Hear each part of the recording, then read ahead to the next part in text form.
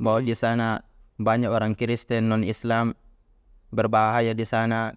Maka saya juga agak ingin mengajukan diri untuk ditempatkan di tempat lain, bahwa kalian itu bukan hanya milik orang tua kalian itu milik umat. Assalamualaikum warahmatullahi wabarakatuh. Jumpa lagi dengan saya Firmansyah dalam Nuansa Podcast. Alhamdulillah, puji syukur senantiasa kita panjatkan kehadirat Allah Subhanahu wa taala, yang mana pada kesempatan kali ini kita masih diberikan nikmat yang begitu banyak. Salawat serta salam senantiasa kita curahkan kepada baginda Nabiullah Muhammad sallallahu alaihi wasallam. Baik sahabat Nuansa Podcast, di kesempatan kali ini kita akan kembali melanjutkan obrolan atau dialog santai kita. Di kesempatan kali ini saya telah ditemani dengan salah seorang narasumber yang sangat spesial, yakni Rivaldi Dodi, ya, seorang mahasiswa Mahat Albir berasal dari Muna, Sulawesi Tenggara. Assalamualaikum warahmatullahi wabarakatuh, Bang Rivaldi. Waalaikumsalam warahmatullahi wabarakatuh. Bagaimana kabar? Alhamdulillah khair. Alhamdulillah. Ya, sedikit ingin bercerita ini Bang Rivaldi ya, mengenai bagaimana perjalanannya Bang Rivaldi bisa bersekolah atau menuntut ilmu di Mahat Albir, Sulawesi Selatan. Nah, bismillah. Assalamualaikum warahmatullahi wabarakatuh. Salam. Ya, perjalanan saya masuk ke Mahat Albir ini, Masya Allah, sangat panjang. Namun sebelum itu, saya ingin bercerita sedikit tentang kehidupan saya sebelum masuk ke Mahat Albir ini. Jadi saya itu bersekolah SMA-nya di pondok pesantren. Pondok pesantren namanya Pondok Pesantren Ibnu Abbas Muna, yang dinaungi oleh Wadah Islamiyah. Ya, saya pondok pesantren di situ selama 3 tahun SMA, dan saya memang suka setelah merasakan di dalam pondok situ, setelah hidup di dalam pondok situ, saya sangat tertarik dengan kondisi berasrama. Maka saya cinta sekali kondisi berasrama. Oleh karena itu, setelah lulus dari pesantren tersebut, saya ingin lagi berasrama. Ya, setelah mengetahui bahwa Mahat Albir dan juga Stiba memiliki asrama untuk mahasiswanya, maka saya memilih Mahat Albir. Ketika masuk di sini, mendaftar di sini, saya izin atau menyampaikan kepada panitia PMB mahasiswa, kepada Ustadz Yasin. Saya sampaikan kepada Ustadz Yasin, Ustadz, saya ingin sekali masuk di asrama. Ketika pendaftaran di asrama, saya tidak mau kuliah kalau tidak masuk di asrama atau kalau tidak tinggal di asrama. Iya. Saya sampaikan begitu kepada Ustadz Yasin. Maka Ustadz Yasin, "Nah, insyaallah antum saya terima." Ya, alhamdulillah saya lulus dan akhirnya bergabung bersama senior-senior, bersama teman-teman di asrama di Mahat Albir. Nah, terus Sekarang sudah semester 5 ya? ya, alhamdulillah sekarang sudah masuk semester 5 dan telah menyelesaikan program IDAT. Ya, kalau di IDAT kan kita tahu itu persiapan bahasa ya. Kira-kira bagaimana perasaannya telah menyelesaikan 2 tahun di IDAT itu? Ya, alhamdulillah. Pertama-tama juga kita ada rasa syukur kepada Allah Subhanahu wa taala karena telah diizinkan oleh Allah Subhanahu wa taala untuk bisa masuk di IDAT dan bisa selesai. Perasaannya alhamdulillah banyak sekali pelajaran yang didapatkan dan merupakan kebanggaan tersendiri juga terhadap kami dan juga mungkin terhadap teman-teman yang lain, karena kita itu telah tahu bahasa Arab, sudah mengerti, sudah paham, alhamdulillah, walaupun bukan lebih tinggi, belum tuntas, tetapi itu sudah menjadi pembelajaran yang luar biasa ya. alhamdulillah. Ada kegiatan yang misalnya berkesan buat Bang Rivaldi selama di berkuliah Mahat Albir? Kegiatan ya, Res. Kegiatan itu yang paling berkesan bagi saya ketika bekerja sama atau ketika kami melakukan kegiatan bersama teman-teman. Itu sangat berkesan sekali. Ya, contohnya seperti melaksanakan kerja bakti. Ya, seperti hari Sabtu ada program, salah satu program di Matalbir atau di asrama kerja bakti tekanan. Itu Masya Allah terasa sekali persahabatannya kita, persatuannya kita ketika melaksanakan kegiatan tersebut bersama-sama, gotong royong untuk mencapai atau menyelesaikan tugas-tugas yang telah kita sepakati bersama. Itu dia. Ada satu kegiatan yang menarik ingin kita ulas sebenarnya Bang Rifan. Ya, seperti halnya kegiatan yang kalau tidak salah ini telah dilakukan kurang lebih ya setengah tahun yang lalu lah.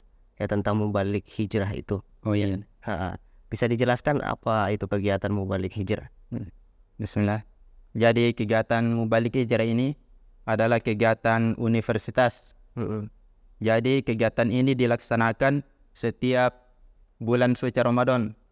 Jadi mahasiswa, khususnya mahasiswa Fakultas Agama Islam, jadi mereka itu diutus selama bulan suci Ramadan di daerah-daerah untuk berdakwah. Ya, Masya Allah, kegiatan itu sangat mengesankan, kegiatan yang sangat menarik dan mendapatkan banyak pelajaran dalam kegiatan tersebut. Ya, termasuk Bang Rifan ya? Iya, saya juga termasuk telah ikut di semester lalu kegiatan tersebut. Nah, pas penempatan itu Bang Rivaldi dapat daerah mana? Iya, ini sebelum saya sampaikan ada yang menarik. Iya. Jadi kami yang tinggal berasrama, ya ada Ustadz yang musyrif kami, Ustadz Zainal Abidin, ya. Jadi setelah datang atau setelah sampai taklimat dari universitas bahwa akan melaksanakan kegiatan ini, maka kami yang tinggal di asrama diwajibkan untuk ikut, terutama pengurus asrama wajib untuk ikut dalam kegiatan tersebut. Ya, ketika itu kami berpikir, ini tidak pulang di kampung lagi, ya, karena harus mengikuti kegiatan ini. Ya, kami terima saja dengan ikhlas, insyaallah pasti mendapatkan nikmat. Ya, setelah berjalan beberapa hari, ada lagi taklimat dari universitas, ada informasi yang ingin begini kata-katanya, yang ingin pulang atau yang ingin mubalik hijrah di kampungnya, silahkan list namanya dan segera melapor secepatnya. Maka saya orang yang pertama list nama tersebut.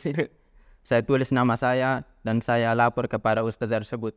Dan teman-teman pengurus yang lain juga ikut. Banyak sekali yang juga yang mengelis nama-namanya. Ya, setelah Ustaz Zainal tahu, maka Ustaz Zainal agak marah sedikit. Ustaz Zainal sampaikan, saya sudah wajibkan antum.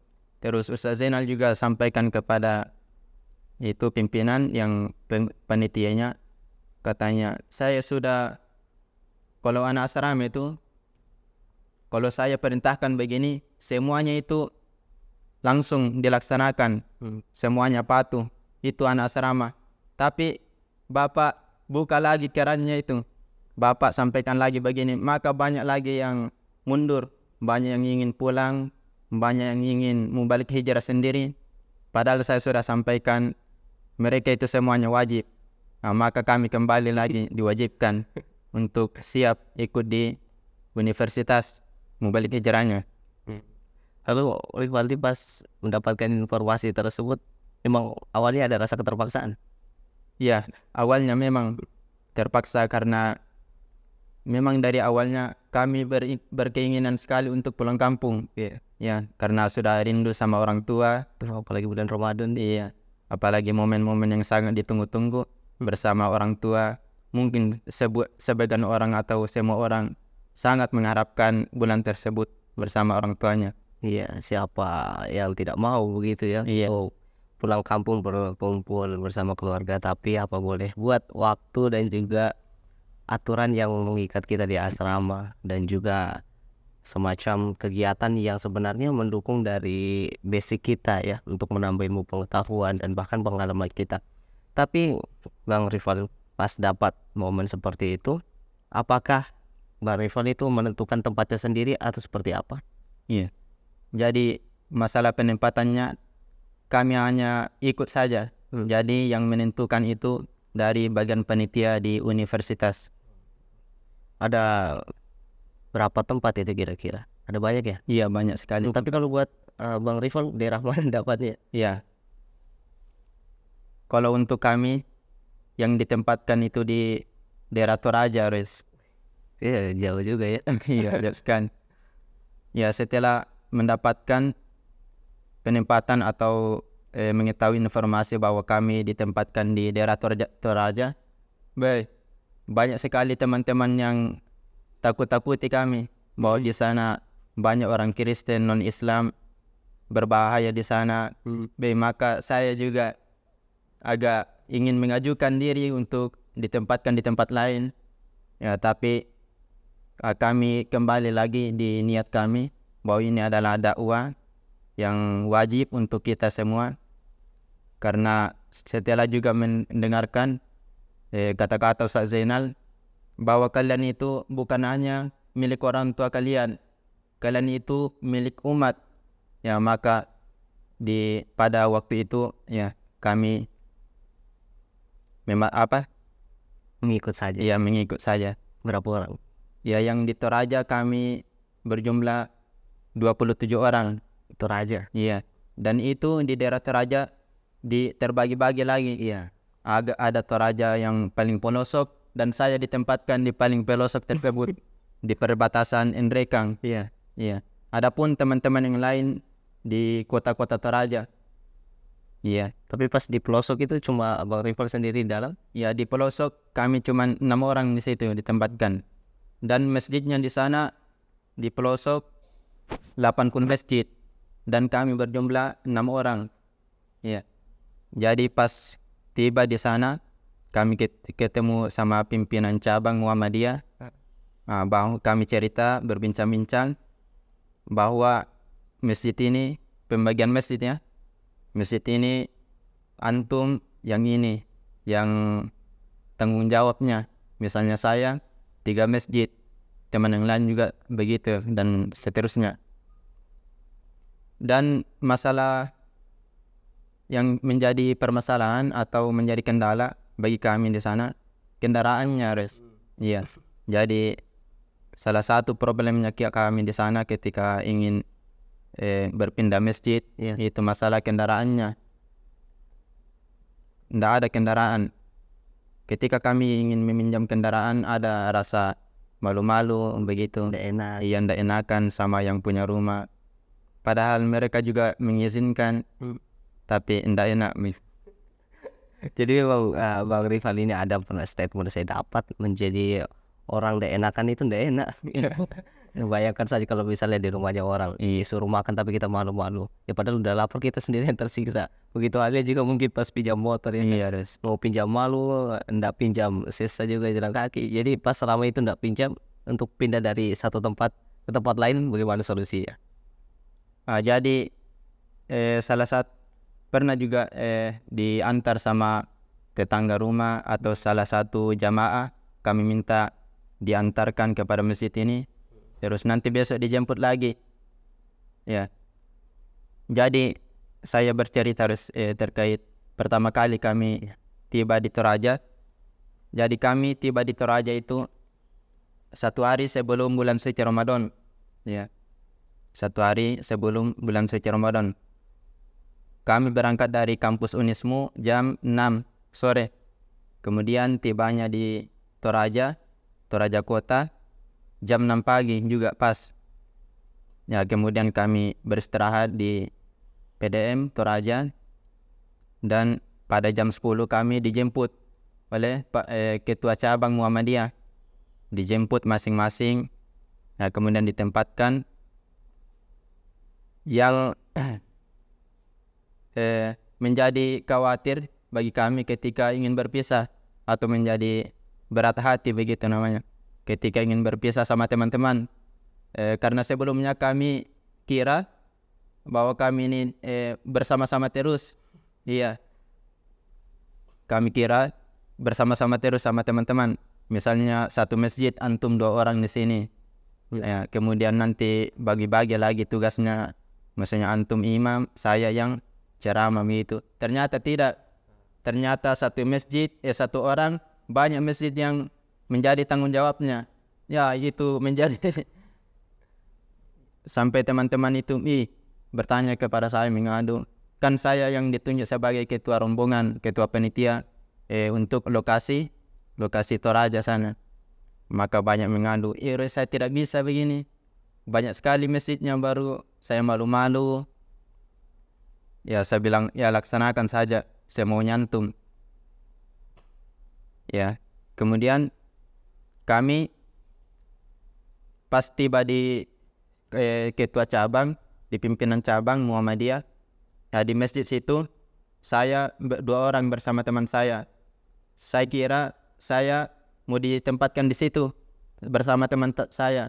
Ternyata teman saya dipindahkan ke masjid lain dan saya sendiri di situ. Ya, kami 3 orang di situ. Teman saya dipindahkan di sana. Kemudian sisa kami 2 orang di masjid situ. Saya kira saya bersama teman saya di masjid sini. Ternyata tidak. Saya juga dipindahkan di tempat lain. Bersyukurnya teman saya itu di tempatnya ini ada jaringan HP-nya. Adapun saya tidak ada sama sekali jaringannya. Ya, setelah beberapa lama, mungkin 5 hari saya tinggal berdua sama teman saya itu. Kemudian dijemput sama tetangga masjid yang di sebelah. Katanya, antum tinggal di sini saja, di masjid sini. Ya, di sini paling mungkin ujiannya yang saya dapatkan. Ketika pindah di masjid sana, di masjid 1, jumlah penduduknya di situ mungkin katanya Pak Imam, setelah kami berbincang-bincang, 70 jiwa penduduknya di situ. Ya, yang ujiannya itu mungkin ini semua yang didapatkan oleh para dai-dai ketika berdakwah itu terkait makanannya. Makanan, ya kan saya orangnya sering makan yang, maksudnya makan yang enak-enak begitu. Pas tiba di sana, Masya Allah, kami makan malam pertama puasa di sana, makan sayur bening, sayur bening sama nasi saja, lauknya nggak ada begitu. Itu untuk buka puasa. Adapun sahurnya juga begitu juga, makanan dari tadi malam disimpan kemudian dimakan untuk makan sahurnya. Ya, itu saya teruji sekali situ, berat sekali saya rasakan. Wah, ini ndak bisa saya kalau berlama-lama begini terus. Pada akhirnya saya bersabar, ya laksanakan terus. Alhamdulillah pada sudah terbiasa begitu. Terus kadang ada juga makanan yang diantarkan oleh tetangga, oleh jamaah. Ya, kemudian terbiasa. Dan juga yang paling menarik, sebelum kami atau satu hari Ramadan, kami diajak jalan-jalan sama bocil-bocil. Mendaki gunung, Iya, itu satu Ramadan. Mendaki gunung, kami berangkat setelah sholat subuh. Kami berangkat setelah sholat subuh. Kemudian tibanya itu sebelum zuhur. Masya Allah, saya kira perjalanan dekat atau apa.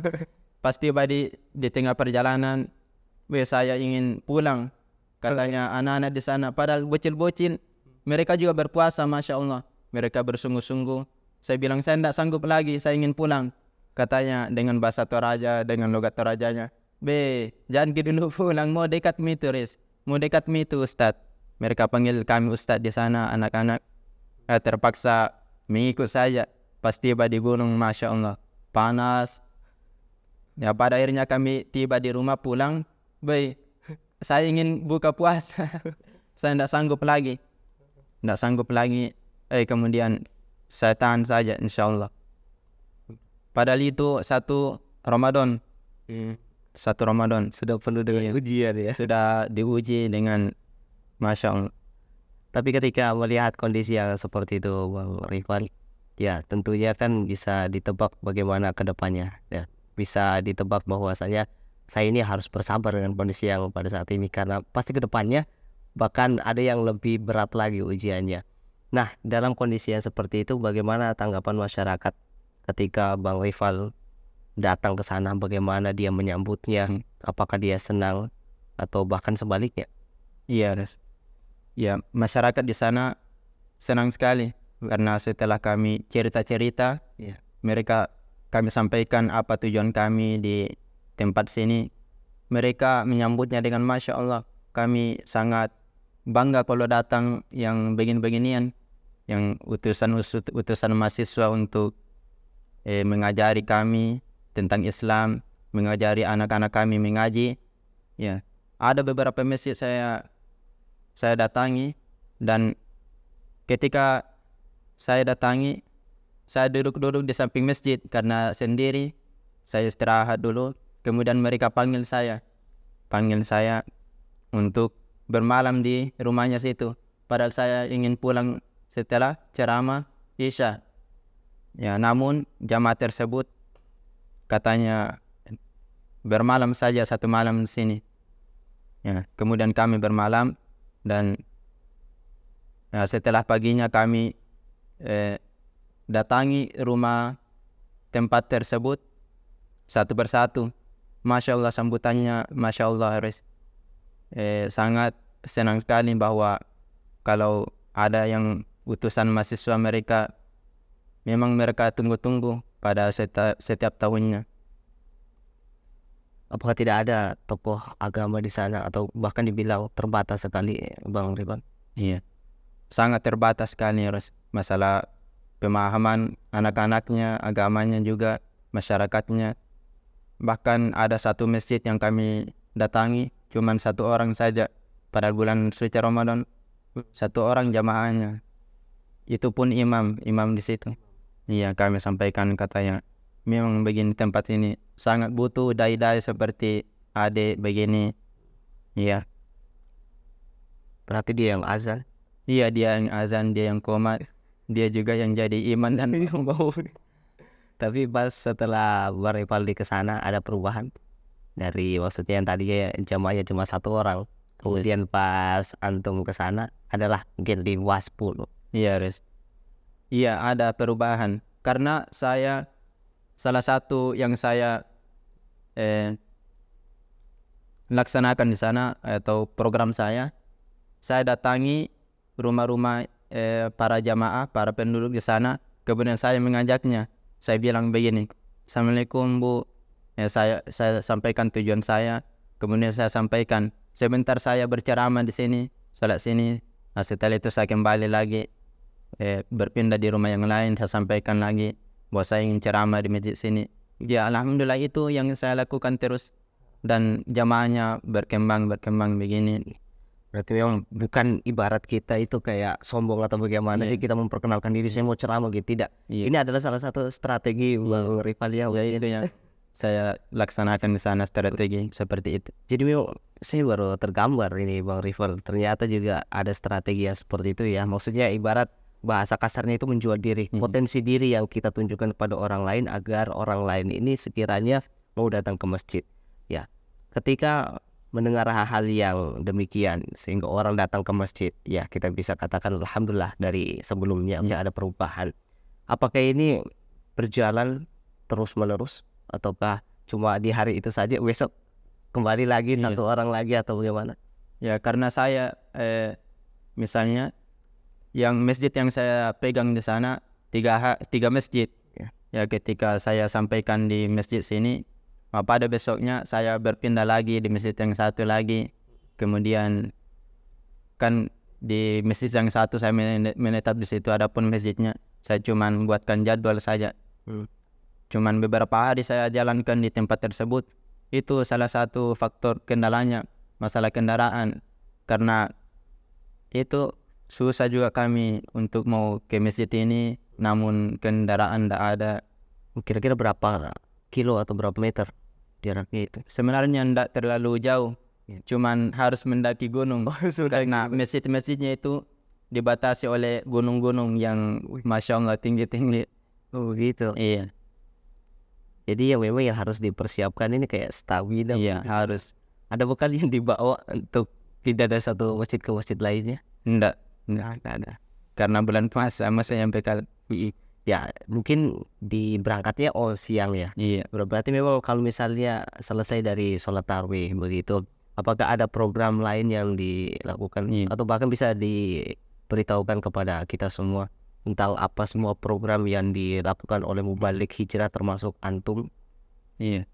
Jadi kami sebelum berangkat ke lokasi masing-masing, memang dikirimkan atau diberikan program-program yang antum melaksanakan selama di Mubalik Hijrah.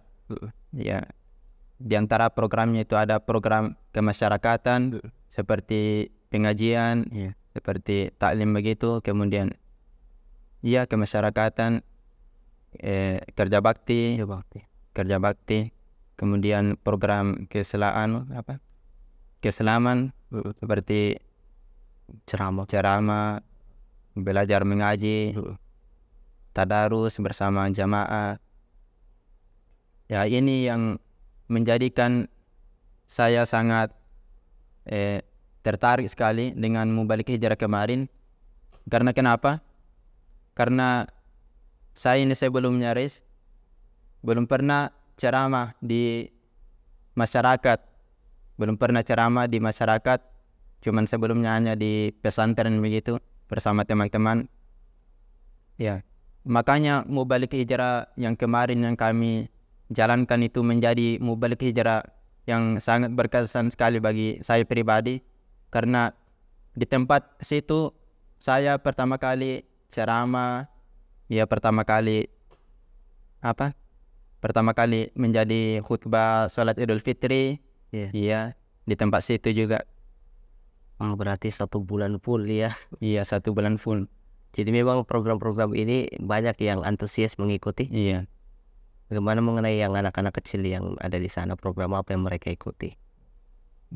Jadi yang kami lihat di sana, anak kecilnya itu banyak sekali, dan orang tuanya kan mereka di sana juga bekerja orang tuanya. Jadi kalau siang mereka bekerja berangkat dari jam 8 sampai zuhur. Ya, kemudian setelah zuhur mereka berangkat lagi, nanti sore lagi pulangnya. Maka kami berfokus sekali kepada anak-anak, belajar, membaca Al-Quran, membaca Iqra, kemudian kajian Islami bersama anak-anak. Adapun orang-orang tuanya itu ketika malam saja. Iya, ketika banyaknya jamaah ketika malam, maka kami manfaatkan malam tersebut untuk menyampaikan ini tentang Islam bagaimana. Berarti secara langsung itu dalam bentuk kayak kultum ya, ceramah. Kalau mungkin diharapkan mau muhadharah begitu dalam artian duduk bersama kayak anak-anak kecil kayaknya sangat tidak memungkinkan ya. Apalagi mungkin di siang hari mereka semua bekerja. Kemudian malamnya pasti butuh istirahat ya. Tentu seorang dai ini harus memahami hal-hal yang seperti ini. Menarik sekali buat Bang Rival ini ya. Tapi kira-kira apa yang ingin Rival dicapai selain dari urusan mungkin pribadi, ingin menambahkan ilmu pengetahuan, ingin menambah pengalaman. Selain daripada itu, apa yang diharapkan dari kegiatan ini? Jadi salah satu yang saya inginkan atau yang saya harapan yang ingin saya capai dalam kegiatan tersebut untuk menyebarkan atau meneruskan apa yang telah dibawa oleh Rasulullah SAW, sunnah karena berdakwah adalah kewajiban kita, maka itu tujuan utamanya untuk menyebarkan Islam ke pelosok-pelosok dunia, pelosok daerah, karena masih banyak lagi saudara kita yang masih jauh dari pemahaman Islam tersebut. Ya, kita bercermin dengan perjuangan dari Rasulullah SAW yang tentunya pada saat itu belum ada motor ya, belum ada Toyota, belum ada mobil dan lain sebagainya. Beliau itu ya tentu berdakwah dari satu tempat ke tempat lain jalan kaki. Ya mungkin ini sedikit yang dirasakan oleh Bang Rival ya, meskipun dari kami ini ya, termasuk saya pribadi, saat Ramadan itu belum ada program yang demikian, belum ada, mungkin ada tapi mungkin di fakultas lain atau lain sebagainya, kami tidak tahu itu. Yang ada dulu di Mahat Albir itu di tahun 2020 2021 itu kayak semacam pesantren kilat. Ya, kita biasakan tahu bagaimana dulu pesantren kilat, ada kajian di masjid, kita full ikut bagaimana hikmah di balik bulan suci Ramadan dan lain sebagainya. Dan sebenarnya kami juga ingin rasakan hal yang seperti itu. Jadi beruntung antum lah gitu ya. Ya, alhamdulillah. Dapat program seperti itu, tapi juga kami rasakan pada saat ini yang semester 7 ya tentu diutus ke berbagai daerah, di pondok pesantren ya dan sebagainya, dan juga insya Allah kita dalam waktu dekat ini akan merasakan hal yang sama tentunya. Tapi melihat hal yang seperti itu Bang Rival, apa kata orang tua? Ya tadinya kan pengen pulang kampung, orang tua kangen, tahu-taunya dapat kabar dari anaknya, saya tidak bisa pulang ini, saya harus pergi ke ini, dapat amanah dari ustadz-ustadz yang ada di Mahat Albir dan universitas. Bagaimana tanggapan orang tua? Iya. Pertama-tama orang tua itu bertanggapan ya sangat sedih atau bagaimana, dan juga khawatir karena setelah mengetahui tempat saya di Toraja, karena mungkin kita tahu Toraja tempatnya bagaimana, tempat yang sangat berbahaya. Tapi diizinkan. Iya, alhamdulillah diizinkan. Dalam waktu 1 bulan itu bukan waktu yang entar itu Bang Rival. Di luar daripada konteks ini ya, tadi sudah seru lah ibarat perjuangan Bang Rival mengenai dakwah dari awal sampai ya akhir begitu. Selain dari kegiatan berdakwah begitu, kemudian mungkin ada kegiatan-kegiatan yang di luar dari keagamaan yang mungkin bisa membuat Anda senang betah di daerah tersebut. Jadi kebanyakan kegiatan yang kami laksanakan selain kegiatan yang dari universitas adalah berjalan-jalan. Ya, refreshing, jalan-jalan pagi sore setelah sholat subuh, setelah mengajar kami jalan-jalan mendaki gunung, dan masya Allah sangat menarik pemandangan di sana. Dan itu ketika kami bosan, itu hal yang pertama kami lakukan, jalan-jalan tadabbur alam. Tapi saya lihat kemarin story-nya itu di pinggir sungai, itu enak sekali itu. Apakah ada kayak permainan-permainan tradisional yang dilakukan oleh Bang Rival di sana? Sebenarnya sungai di sana berbahaya sekali, mungkin dilihat dari kamera saja tenang atau apa, tapi ketika kita melihat langsung deras sekali airnya, maka saya berjaga-jaga karena sebagian anak-anak di sana bermain di tepi-tepi sungai situ, dan saya jaga-jaga terus di situ. Berarti bukan kayak fokus bermain, tapi fokus jaga anaknya orang ya. Tapi hal yang seperti itu sangat berkesan tentunya ya. Bisa sama-sama dekat dengan anak-anak dan juga bisa semakin menjalin ukhuwah Islamiyah. Kemudian Bang Rival, sebelum pulang dari proses mubalik hijrah itu, apa yang dirasakan oleh masyarakat setempat? Pasti ada yang dia ungkapkan begitu ya kan. Kira-kira apa itu? Ya, ini momen yang sangat bagi kami sangat menyedihkan. Kami sangat sedih ketika ingin pulang, ingin balik, ketika waktunya telah tiba untuk pulang. Maka sebagian dari masyarakat mereka sampaikan kepada kami, nanti mereka sampaikan kapan kita masuk kuliah. Saya bilang tinggal 6 hari lagi masuk kuliah. Mereka sampaikan jangan dulu pulang, nanti dekat-dekat pi masuk kuliah baru pulang. Kami juga karena pengurus jadi sangat berat sekali. Kami sampaikan harus pulang, kami punya amanah juga di asrama jadi pengurus. Yang mereka sampaikan ingin sekali bersama kami terus. Mereka sampaikan tahun depan datang lagi, dan siapkan apa-apa yang kekurangan yang di sini, kekurangan yang kamu dapatkan, kamu bawa semua karena banyak sekali kekurangan masalah alat-alat belajar begitu. Iya, itu kekurangannya.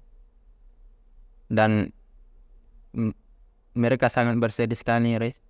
Sedih sekali, bahkan banyak yang menangis ketika kami pulang, dan mereka memberikan kami beberapa bahan makanan, beras, kue-kue, termasuk uang apa Mungkin kayak sebagai tanda terima kasih ya. Kemudian pasti ya momen seperti itu yang 1 bulan yang tadinya mungkin tidak nyaman, pada akhirnya sedikit-sedikit nyaman, pada akhirnya ditinggalkan juga ya.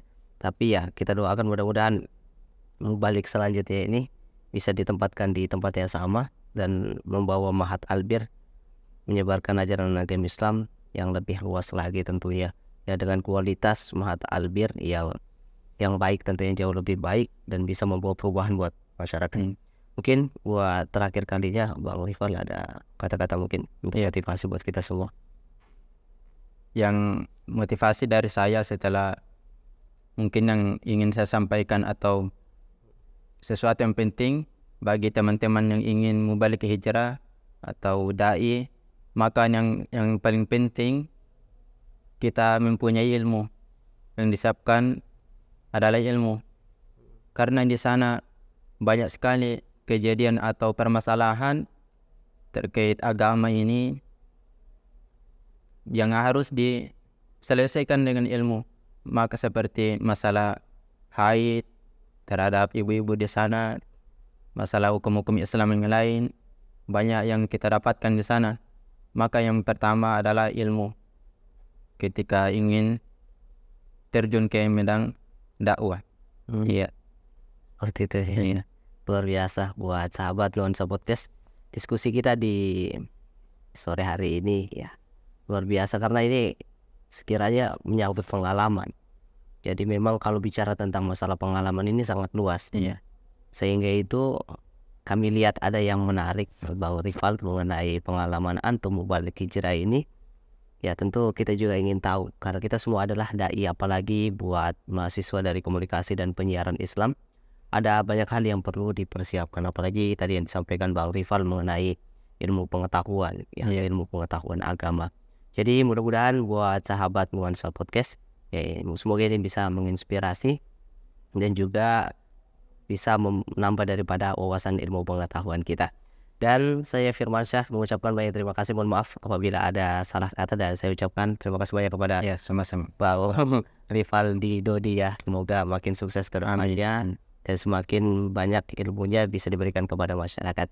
Sekiranya ini yang bisa kami sampaikan pada kesempatan kali ini. Kurang dan lebihnya mohon dimaafkan. Assalamualaikum warahmatullahi wabarakatuh. Waalaikumsalam warahmatullahi wabarakatuh.